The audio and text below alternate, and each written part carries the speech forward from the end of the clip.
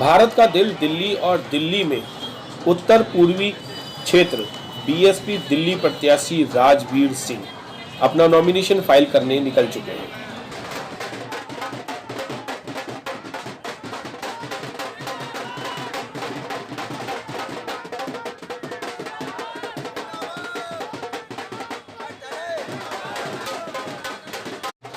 राजवीर सिंह को जिताने के लिए बीएसपी के सारे कार्यकर्ता और सारे सपोर्टर वहां पर पहुंचे और नॉमिनेशन फाइल कराने के लिए उनके साथ उनकी रैली में महा रैली में पहुंचे। आप देख सकते हैं सभी लोग उनका स्वागत कर रहे हैं, उनको चाहते हैं, उनको प्यार करते हैं और वो चाहते हैं, सभी दिल्ली के लोग ये चाहते हैं कि राजवीर सिंह इस सीट से भारी बहुमतों से जीते।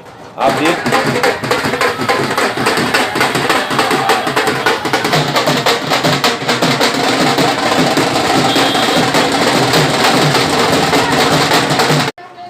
देख सकते हैं ये बीएसपी कार्यालय है और कार्यालय में सौयों की तादाद में यहाँ पर लोग उनके सपोर्टर खड़े हुए हैं।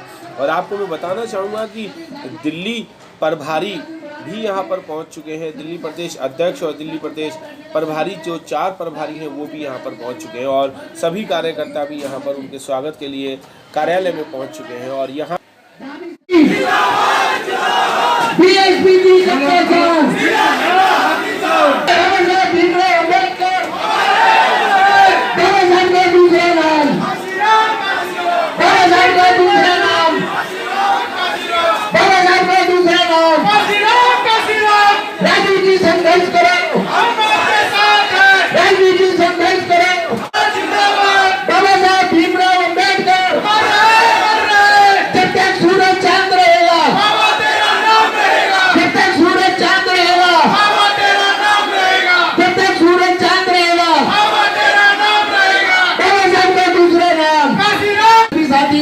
अब हम अपना साथ तिरंगा लें ताकि हम अपने प्रत्याशी और अपने पदाधिकारी को सुन सकें। धन्यवाद।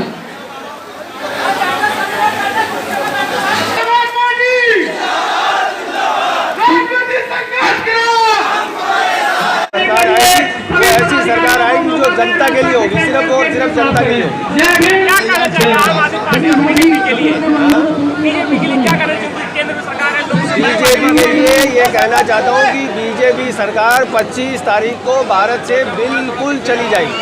बीजेपी के प्रति जो लोगों का गुस्सा है वो आप यहाँ पे देख रहे हैं कि इतना जन समूह है, इतना हमें समर्थन मिल रहा है कि बीजेपी का 25 तारीख को जाना बिल्कुल निश्चित है।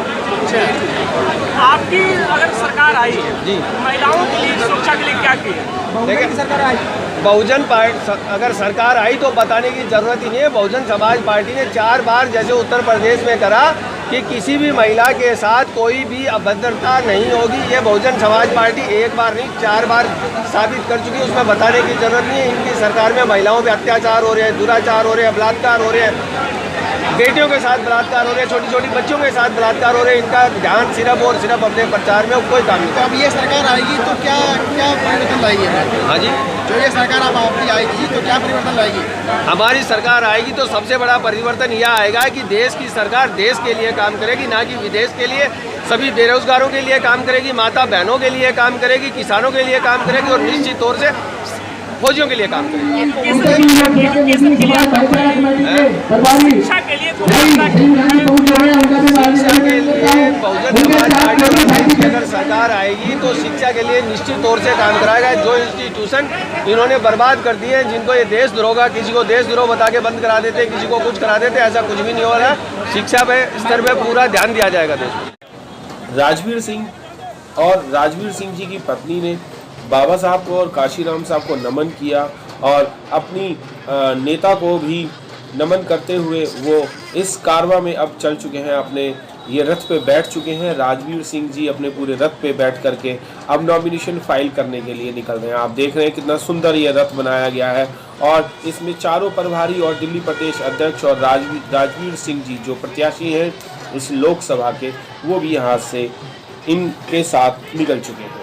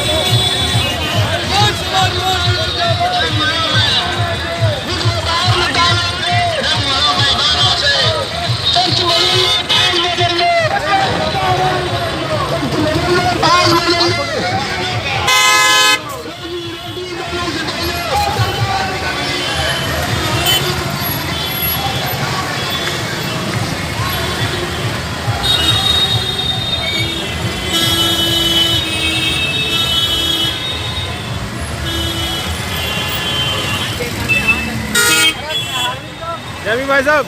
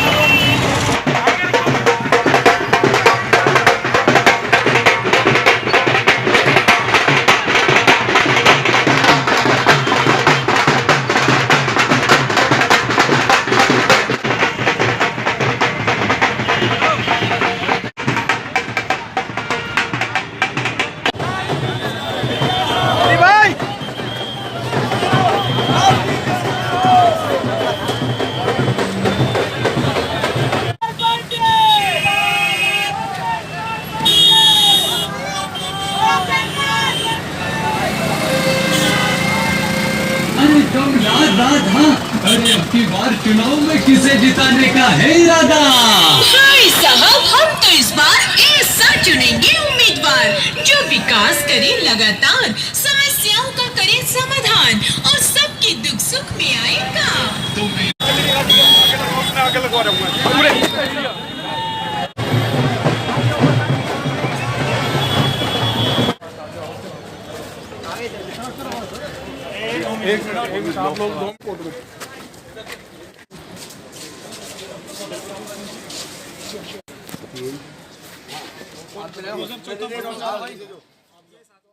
आज का जो नॉमिनेशन फाइल हो रहा है उसकी क्या रणनीति और क्या पूर्ण तरीके से कार्यक्रम होगा ये? देखिए, रणनीति बनाई है हमारे प्रत्याशी की तरफ से और पार्टी की तरफ से। अभी यहाँ हम लोग 11 बजे नॉमिनेशन फाइल कराने जा रहे हैं राजवीर सिंह जी का, और यहाँ से वर्कर जो हमारे पदाधिकारी हैं वो लोग सब आ रहे हैं और जुलूस की शक्ल पे वहाँ तक जाएंगे और उनको नॉमिनेशन कराने का आज काम करेंगे। जी, युवा कितने यहाँ पर पहुँच चुके हैं, कितनी तादाद है हम लोगों की जो हम ये इलेक्शन जीत पाएंगे? हम लोगों ने जो बहन कुमारी महतो के आदेश से 50% यूथ को मतलब ये इधर मौका दिया है संगठन में भी, और वो सभी लोग इधर पहुँचे हैं और यूथ में एक उत्साह है कि हम लोग इस बार बहन कुमारी महतो को देश का प्रधानमंत्री बनाएंगे। क्योंकि अभी आपने देखा होगा कि इस देश के अंदर चुनाव आयोग भी निष्पक्ष काम नहीं कर रहा है जैसा उनको करना चाहिए, मगर उन्होंने हमारी राष्ट्रीय अध्यक्ष को बैन कर दिया 48 घंटे के लिए, तो इससे हमारे नौजवानों में और जोश आया है।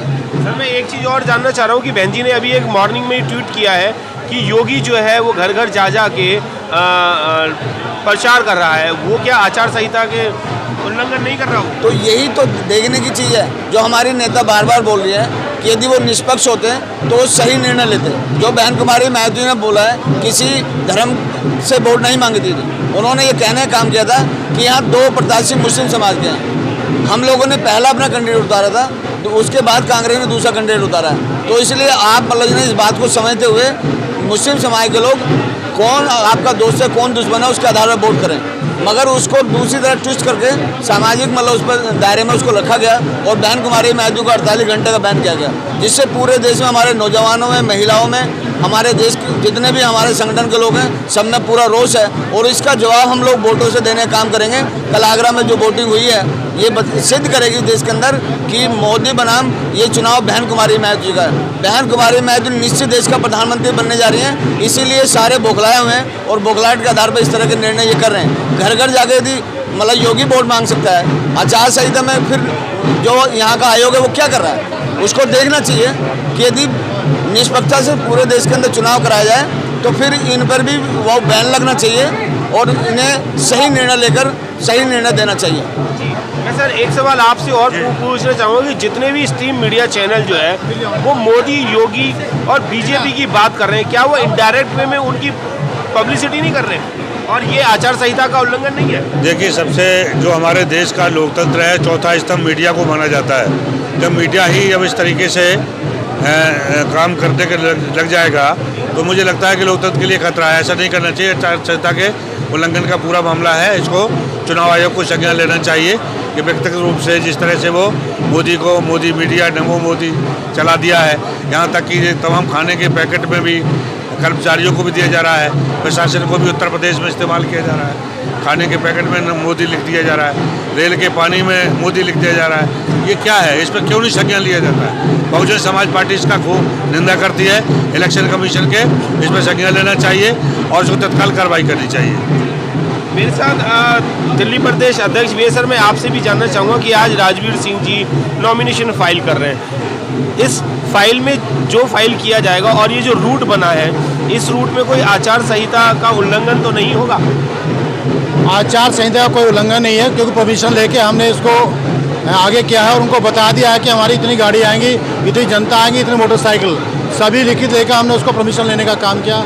और जो भी हमने रूट बनाया है, जो हमने रूट बनाया उसी के हिसाब से हमें चलना है। और निश्चित तौर से आप देखना हज़ारों की संख्या में आज राजवीर सिंह जी नॉमिनेशन करने का काम करें। आज इस लोकसभा के तमाम समर्थक, कार्यकर्ता और संगठन के सभी कार्यकर्ता यहाँ सब इकट्ठे होकर, और ये आप देखने को मिल रहा है कि आज पूरा सैलाब बहुजन समाज पार्टी कार्यकर्ताओं ने इकट्ठा होकर पूरा समर्थन देने की बात करी है। जब समर्थन पूरा मिल गया तो निश्चित तौर से बहुजन समाज पार्टी के सांसद माननीय राजवीर सिंह जी जीतना सुनिश्चित निश्चित हो चुका है। जो और पार्टी है, 3 और पार्टी हैं जो आपके खिलाफ इलेक्शन लड़ रही हैं, उन तीनों पार्टियों के पसीने छूट चुके हैं। क्या ये बात सच है राजवीर जी के खड़े होने से? निश्चित तौर से अपनी हार स्वीकार कर चुके हैं, क्योंकि आम आदमी भी और कांग्रेस भी गठबंधन की बात कर रहे हैं, क्योंकि उनको पता ही थी अकेले वो लड़ेंगे तो 100% हार जाएंगे।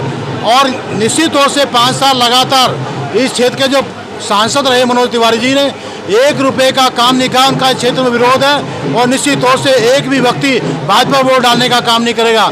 आज मानवता इंसानियत की सरकार के लिए, माननीय बहन जी को देश का प्रधानमंत्री बनाने के लिए हम सब मिलकर यहाँ माननीय राजवीर सिंह जी को यहाँ से सांसद बनाकर बहन जी को सहयोग करने का काम करेंगे प्रधानमंत्री में। जी, मैं आपसे भी पूछना चाहूँगा, आप प्रभारी और कई राज्यों में आप घूमे भी हैं और आपने काम भी किया है और बहन जी के हमेशा साथ भी रहे।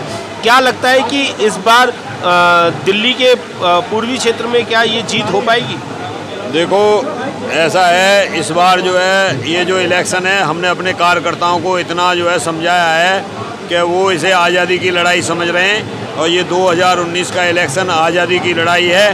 हम उत्तरी पूर्वी लोकसभा ही नहीं, हम उत्तरी पूर्वी लोकसभा, उत्तरी पूर्वी दिल्ली लोकसभा, उत्तरी पश्चिमी लोकसभा, जो हमारा ये बेल्ट लगी हुई है उत्तर प्रदेश के साथ जो बेल्ट लगी हुई है, हम भारी बहुमत से जीतेंगे, क्योंकि हमारे सभी कार्यकर्ता महागठबंधन से जो है प्रेरित हैं और यहाँ SC ST OBC माइनॉरिटी के लोग बहुजन समाज पार्टी का पूरे तहे दिल के साथ साथ दे रहे हैं और वो माननीय राजवीर जी को पूरे बहुमत से जिताएंगे और 1 सीट जीत करके हम माननीय बहन जी की झोली में डालेंगे और माननीय बहन जी के हाथ मजबूत करके माननीय बहन जी को इस देश का प्रधानमंत्री बनाएंगे।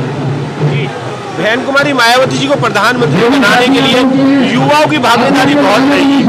इस क्षेत्र में युवाओं की भागीदारी कितनी रहेगी?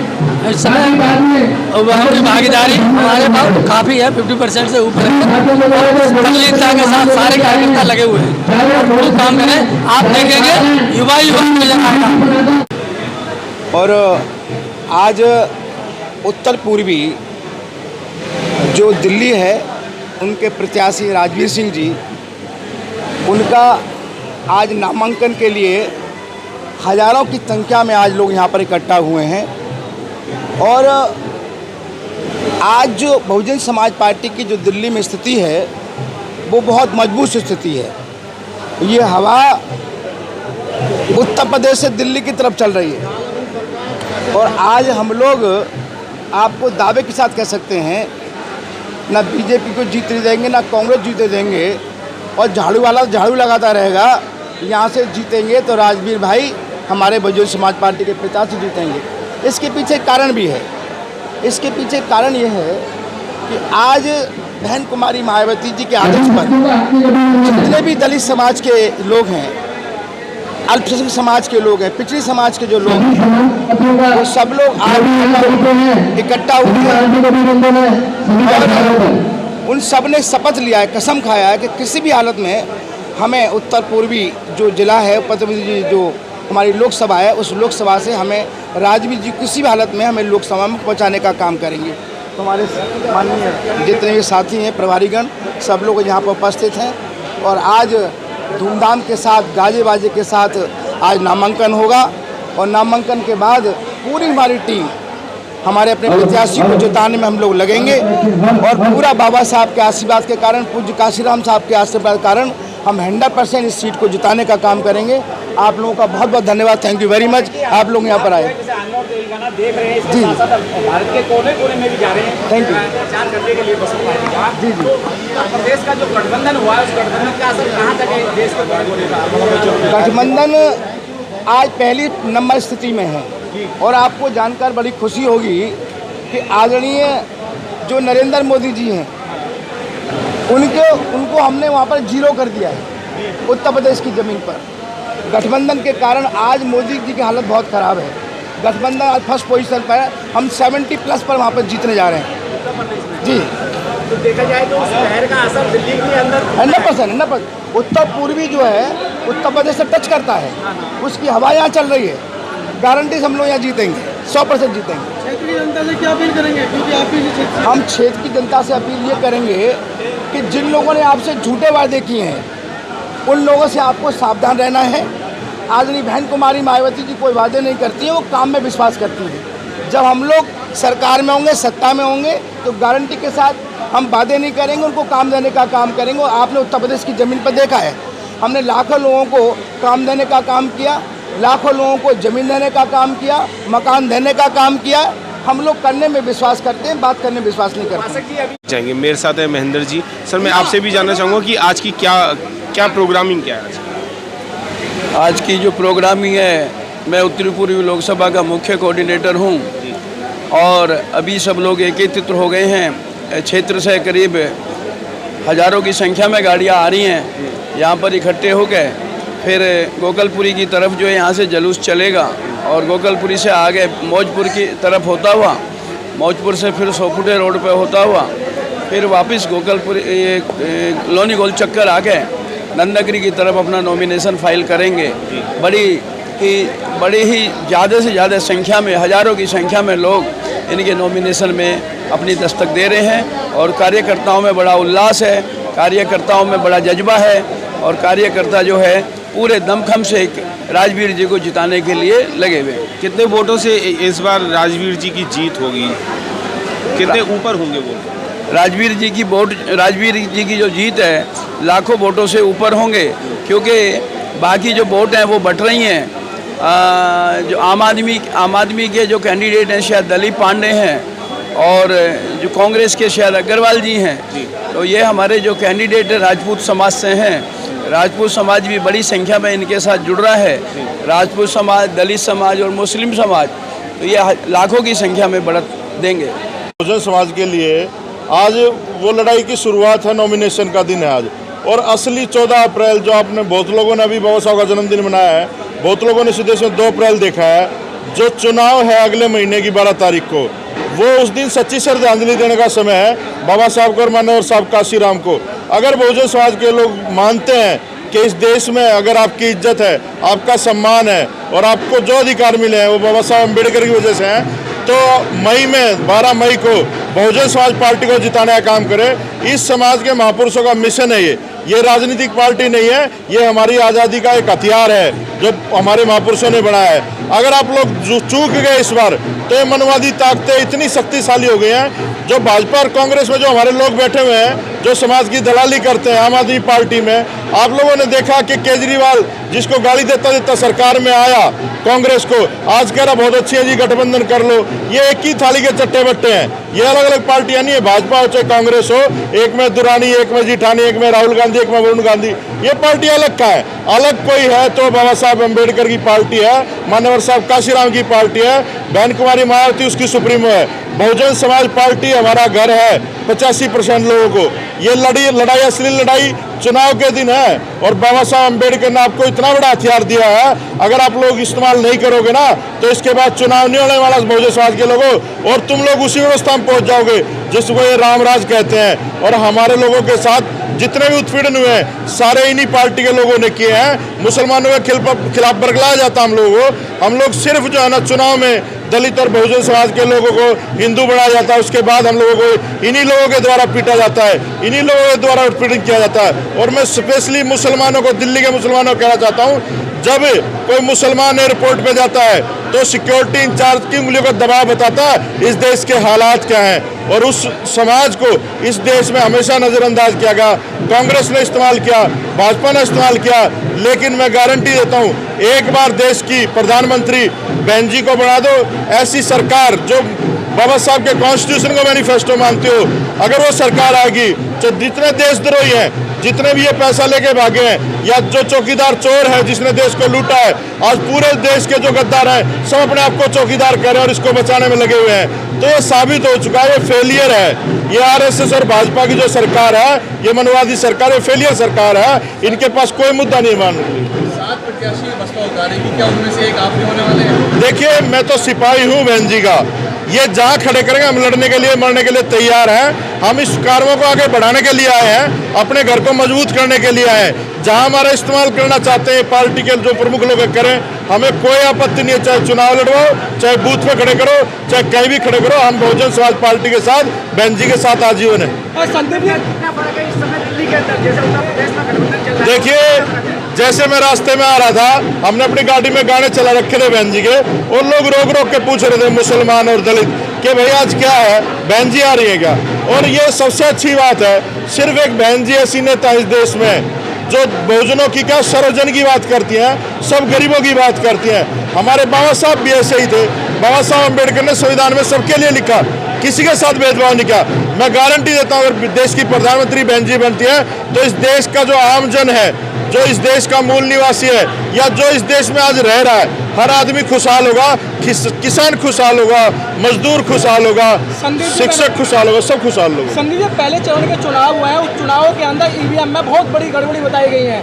स्विच किसी का दबाया जा रहा है और वोट कहीं दूसरी जगह जा रहा है। देखिए, ये चाहे कुछ भी कर ले, आज पूरी कायनात बाबा साहब अम्बेडकर, मान्यवर साहब काशीराम, वो हमें देख रहे हैं ऊपर से। और जितने लोग मुझे सुन रहे हैं, अगर तुम बाबा साहब को मानते हो, काशीराम साहब को मानते हो, अगर तुम किसी और पार्टी को वोट देते हो, तो तुम लोग उतना ही बड़ा अपराध करते हो, अपनी बहन बेटी की इज्जत बेचने जैसा अपराध करते हो। ये मान्यवर साहब काशीराम कहते थे। ये हमारे पास मौका है, 2019 आखिरी लड़ाई है। अगर बहुजन समाज के लोग ये लड़ाई हार गए तो सोच लेना, तुम्हें लड़ाई लड़ने की हिम्मत भी पैदा नहीं होगी। कोई विरोध नहीं है। और मैं आपको बता दूं कि राजवीर सिंह जी ने अपना नॉमिनेशन फाइल करने के लिए यहाँ पर कुछ ही देर में आने वाले हैं, और रूट जो है वो बहुत अच्छी तरीके से बनाया गया है और सभी लोग उस रूट में चलेंगे। पूरी परमिशन ली गई है हर तरीके की, कोई भी आचार संहिता का उल्लंघन नहीं होगा। जहाँ ये रोज दिख रहा है, लगता है कि ये जो सीट है राजवीर जी की, ये बहन जी की झोली में जंग हो जाएगी। जय भीम, बहुजन टीवी और यूटीवी से मैं वीरेंद्र गौतम।